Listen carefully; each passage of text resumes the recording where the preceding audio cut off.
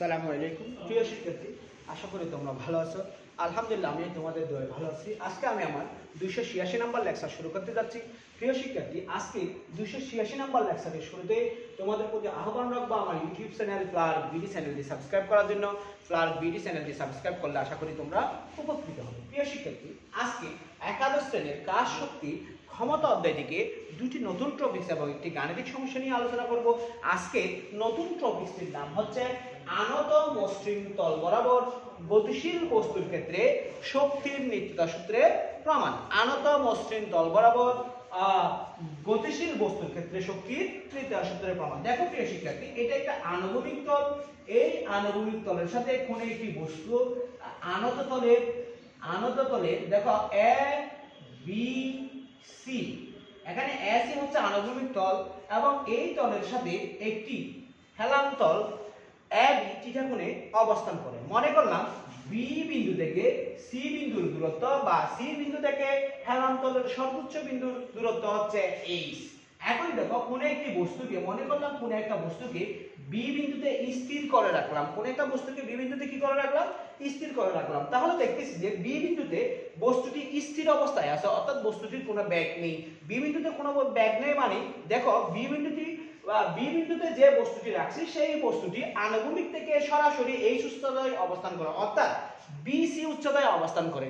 আমরা জানি যে কোন একটি বিন্দুতে মোট শক্তি সমান হচ্ছে বস্তুটির গতিশক্তি প্লাস স্থিতি শক্তি। এখানে বি বিন্দুতে যেহেতু বস্তুটি স্থির, সেহেতু বস্তুটি বি বিন্দুতে কোনো কি নেই, ব্যাগ নেই। বি বিন্দুতে ব্যাগ ভিবি সমান কি হবে? 0 হবে। সুতরাং বি বিন্দুতে গতিশক্তি হবে, কাইন্ডলি একটু দেখবা, বি বিন্দুতে গতিশক্তি হবে ই কে বি সমান আমরা লিখতে পারি half M V B square বা হাফ এম 0 হোল স্কয়ার সমান 0। এবং স্থিতি শক্তি হবে, কাইন্ডলি একটু দেখবা, স্থিতি শক্তি হবে ই পি বি সমান M G into BC. M G into কি? C, BC. কারণ বস্তুটি বি বিন্দুটা হচ্ছে সি বিন্দু থেকে বা আনুভূমিক অংশ থেকে এইচ উচ্চতায় অবস্থান করে বা বিসি উচ্চতায় অবস্থান করে।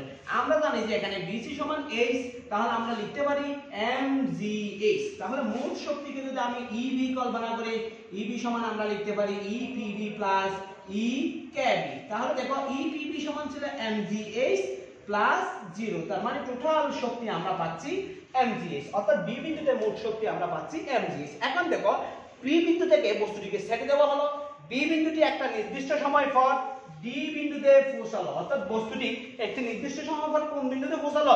ডি বিন্দুতে পৌঁছালো। ডি বিন্দুতে পৌঁছানোর কারণে বস্তুটির অতিক্রান্ত দূরত্ব মনে করলাম x। বস্তুটির অতিক্রান্ত দূরত্ব মনে করলাম কি? x। বস্তুটি কোথায় আসছে? ডি বিন্দুতে আসছে। তাহলে ডি বিন্দুতে বস্তুটির অতিক্রান্ত দূরত্ব কত? x। এখন দেখো, তাহলে আমরা এখানে দেখতেছি যে বি বিন্দু থেকে যখন বস্তুটি ডি বিন্দুতে আসছে, অর্থাৎ বস্তুটি যখন x দূরত্ব অতিক্রম করছে, তখন বস্তুটি দেখো বিডি বরাবর দূরত্ব অতিক্রম করছে। এই বিডি বরাবর অতিক্রান্ত দূরত্ব কত আমরা জানি না। এই বিডি বরাবর অতিক্রান্ত দূরত্ব কত আমরা জানি না। দেখো বস্তুটি যখন বি থেকে ডি বিন্দুতে আসছে, তখন অবশ্যই বস্তুটির স্থিতি শক্তি এবং কি রয়েছে? গতিশক্তি রয়েছে। বস্তুটি বি থেকে ডি বরাবর যখন আনত তলে আসছে, তখন বস্তুটির অবশ্যই অতিক্রান্ত দূরত্বটা আমরা উচ্চতা বরাবর হিসাব করতে পারি। সেই উচ্চতা বরাবর তার অতিক্রান্ত দূরত্ব হচ্ছে বিডি। উচ্চতা বরাবর তার অতিক্রান্ত দূরত্ব হচ্ছে কি? বিডি। তাহলে এখন আমরা যদি বিডি বের করি, দেখো এখানে আমরা কি পাবো? গতিশক্তি পাবো। এখানে আমরা কি পাবো? স্থিতি শক্তি পাবো। আমরা বি বিন্দুতে গতিশক্তি যদি আমরা ডি বিন্দুতে যদি আমরা বস্তুটির গতিশক্তি বের করি, তাহলে ডি বিন্দুতে গতিশক্তি হবে, দেখো ডি বিন্দুতে গতিশক্তি দেখো কাইন্ডলি, ডি বিন্দুতে আমরা গতিশক্তি পাচ্ছি ই কে ডি সমান half M VD square. M কি ডি স্কয়ার? VD square. এখন দেখো ভিডি স্কয়ার সমান আমরা লিখতে পারি half M V not square plus 2, half M V not square plus 2 into কি লিখতে পারি? এই যে x এর উল্লম্ব দিকে সরণ বিডি, x এর উল্লম্ব দিকে সরণ কি দি? 2g into BD. 2g into কি দি? বিডি। উল্লম্ব দিকে সরণ, এই যে এখানে উল্লম্ব দিকে সরণ কত করছে? বি থেকে ডি পর্যন্ত ঘটছে। এখন বিডি বের করব। বিডি কত দেখো, বি সরি এখানে তো ডিডিসি, এখানে ইডি, তাহলে বিই এটা কি হবে বিই। তাহলে বিই ডি ত্রিভুজ হতে, এটা একটা সমকোণী ত্রিভুজ, তাহলে দেখো এটা একটা কি কোণী ত্রিভুজ, সমকোণী ত্রিভুজ। এই ত্রিভুজের দেখো এই যে বিডি অর্থাৎ এ ডি বি সরলরেখা ডি, ডিই সরলরেখা এবং এসি সরলরেখাকে একটি প্রান্ত বিন্দু এ এবং ডি কোণে সেট, ডি বিন্দুতে সেট করতে। তাহলে দেখা গেল যে এই যে কোণ সি এ বি এবং কোণ ই ডি বি পরস্পর অনুরূপ কোণ। আবার বলতেছি, যখন কোন দুইটি সমান্তরাল সরলরেখাকে যে কোনো একটি প্রান্ত বিন্দুতে তৃতীয় একটি সরলরেখা দ্বারা সেট করে তখন অনুরূপ কোণগুলি সমান হয়। এখানে সি এ বি এবং ই ডি বি পরস্পর অনুরূপ কোণ, তাহলে এই কোণটা থিটা হলে এটাও কি হবে থিটা হবে। এটা যদি সমকোণী ত্রিভুজ হয় তাহলে আমরা জানি যে সূক্ষ্মকোণের বিপরীত বাহুকে বলা হয় লম্ব, সমকোণের বিপরীত বাহুকে বলা হয় অতিভুজ এবং সূক্ষ্মকোণ সংলগ্ন অতিভুজ এবং অতিভুজ বা আদর্ণ বাহুকে বলা হয় ভূমি। তাহলে এখানে বি হচ্ছে ভূমি, বি হচ্ছে লম্ব, বিডি হচ্ছে অতিভুজ। তাহলে আমরা এখান থেকে লিখতে পারি যে এই লম্বের সাথে অতিভুজের উৎপন্ন কোণটা হবে sin থিটা। sin থিটা ইকুয়াল বিই বাই বিডি। তাহলে দেখো এখানে বিই সমান আমরা লিখতে পারি বিডি sin থিটা, বা বিই সমান আমরা লিখতে পারি, আমরা কি লিখতে পারি x sin থিটা। x কি থিটা sin থিটা। তাহলে আমরা এখানে লিখতে পারি half m v not square plus 2gx sin theta, 2gx sin theta. তাহলে আমরা এখানে কি লিখতে পারি x sin থিটা, কাইন্ডলি একটু মনে রাখবা। b সমান আমরা পাইলাম কি x sin থিটা। এখন দেখো v নট সমান আমরা পাইছিলাম 0, v নট সমান যদি 0 পাই তাহলে আমরা পাবো half m into 2gx sin theta, 2 চলে যাবে, তাহলে আমরা পাবো mgx sin থিটা, mgx কি থিটা sin থিটা। প্রিয় শিক্ষার্থী, তাহলে আমরা ডি বিন্দুতে গতিশক্তি পেয়ে গেলাম। আমরা এখন ডি বিন্দুতে স্থিতি শক্তি বের করব। ডি বিন্দুতে যদি স্থিতি শক্তি বের করি, দেখো স্থিতি শক্তি কি হবে, স্থিতি শক্তি যদি ইপিডি হয়, আমরা ইপিডি সমান জানি যে এমজি ইনটু মনে করো এমজি। এখন দেখো এই ডি বিন্দু বরাবর আমি একটি থিটা নিই, আর ডি বিন্দু থেকে এসি এর উপর একটি লম্ব টানি, এসি এর উপর লম্বটা আমি মনে করলাম ডিএম, এসি এর উপর লম্বটা কি এম ডিএম। আমরা এখানে দেখতেছি যে ডিইসিএম একটি আয়তক্ষেত্রের মতন মনে হচ্ছে, ডিইসিএম একটি আয়তক্ষেত্রের মতন মনে হচ্ছে। আমরা এখানে বি বিন্দু থেকে এসি এর উপর বিসি লম্ব টানছিলাম, ডি বিন্দু থেকে এসি এর উপর ডিএম লম্ব টানছিলাম। যেহেতু দুইটাই এসি এর উপর লম্ব রেখা, সেহেতু অবশ্যই ডিএম এবং বিসি পরস্পর কি হবে সমান্তরাল হবে। পরস্পর সমান্তরাল হওয়ার কারণে আবার আমরা দেখতেছি ডি বিন্দু থেকে বিসি এর উপর ডিই লম্ব, সুতরাং বিসি এর উপর ডি লম্ব হওয়ার কারণে অবশ্যই ডিএম এবং ইসি কি হবে সমান হবে, ডিএম এবং ইসি পরস্পর কি হবে সমান হবে। তাহলে দেখতেছি যে ডি বিন্দুটি আনুভূমিক অক্ষ থেকে, ডি বিন্দুটি আনুভূমিক অক্ষ থেকে বা আনুভূমিক অংশ থেকে বা আনুভূমিক তল থেকে সিই দূরত্বে অবস্থান করে। কত দূরত্বে অবস্থান করে? সিই দূরত্বে অবস্থান করে। এখন দেখো এই সিই এর মান বের করব। এই সিই সমান আমরা লিখতে পারি MG into AC minus BE, AC minus কি ই বিই। এখন দেখো প্রিয় শিক্ষার্থী, এসি মাইনাস যদি বিই হয় তাহলে আমরা এসি মাইনাস বি সমান কি লিখতে পারি ইপিডি সমান এমজি, এসি সমান ছিল এইচ মাইনাস বি সমান ছিল x sin থিটা। তাহলে আমরা পাবো mgh মাইনাস mgx sin থিটা। বা এখন দেখুন আমরা ইপিডি সমান এটা পাইলাম, তাহলে পি বিন্দুতে টোটাল শক্তি ইডি সমান আমরা লিখতে পারি ইপিডি প্লাস ইপিকে ইকে ডি। তাহলে আমরা এখানে কি পাবো দেখো mgh minus mgx sin theta plus mgx sin theta. কেন?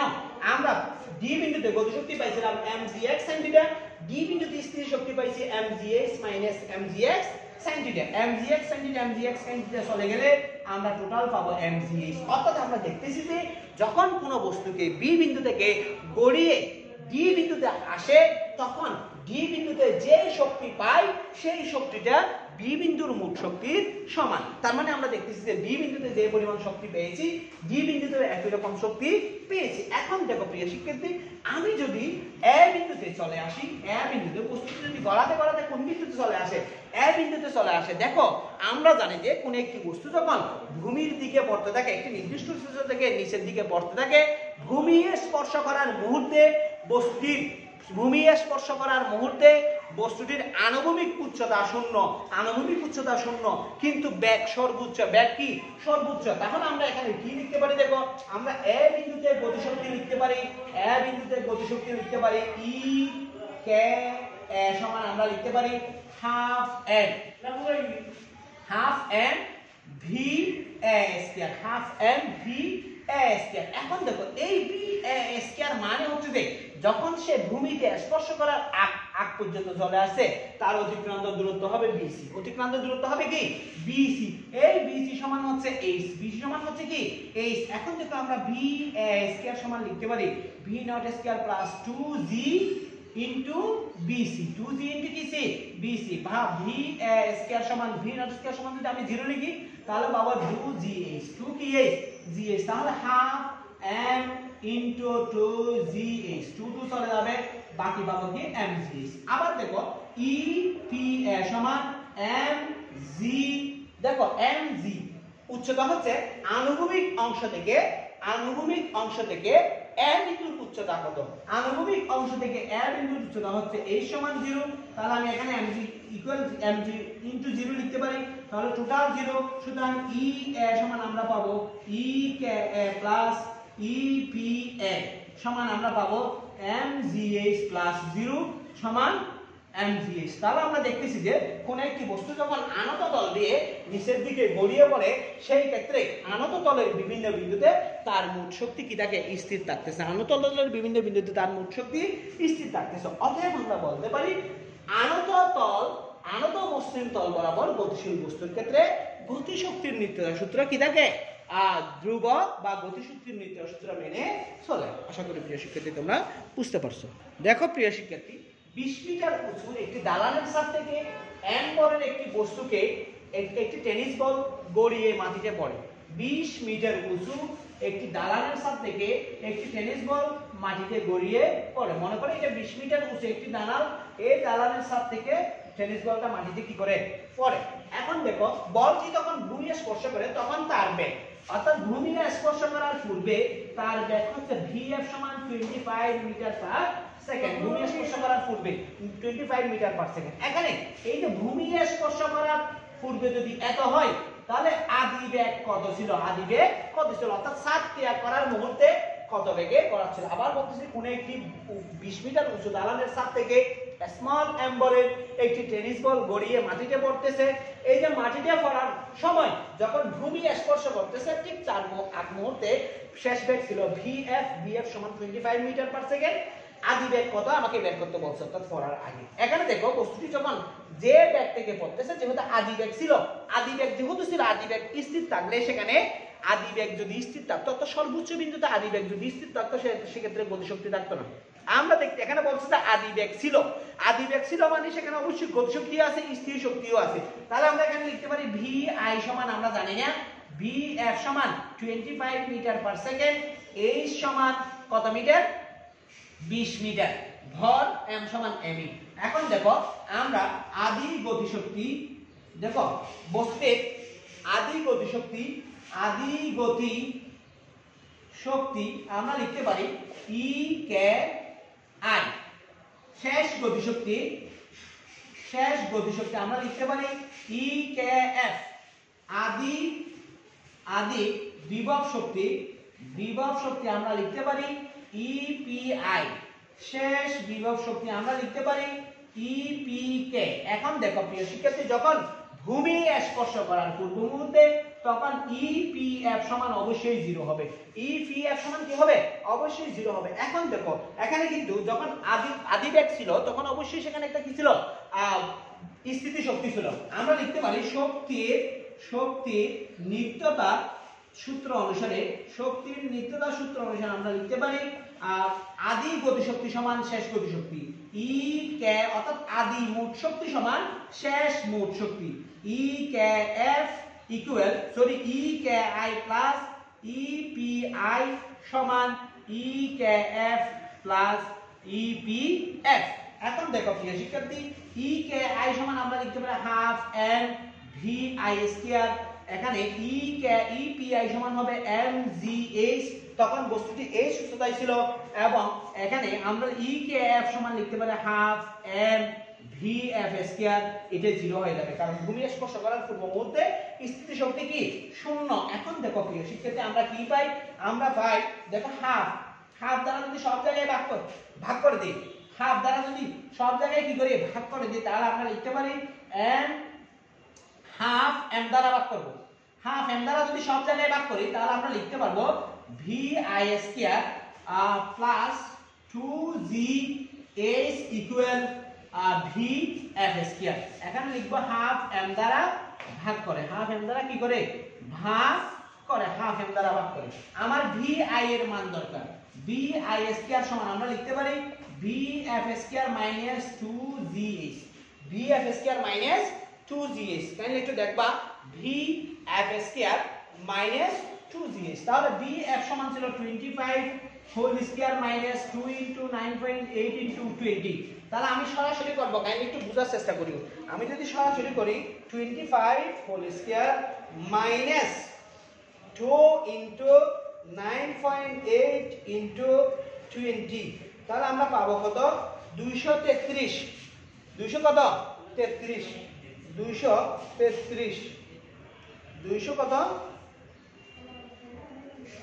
200 কত 33। তাহলে আমরা এখানে টোটাল পাবো 233, অর্থাৎ ভি আই স্কয়ার সমান আমরা পাবো 233 বা ভি আই বর্গমূল করলে আমরা পাবো 15.26 মিটার পার সেকেন্ড। অর্থাৎ বস্তুটি যখন 7 অতিক্রম করতেছিল তখন তার আদি বেগ ছিল কত 15.26 বা 15.26 মিটার পার সেকেন্ড। প্রিয় শিক্ষার্থী আজকে এই পর্যন্ত। আসসালামু আলাইকুম ওয়া রাহমাতুল্লাহ।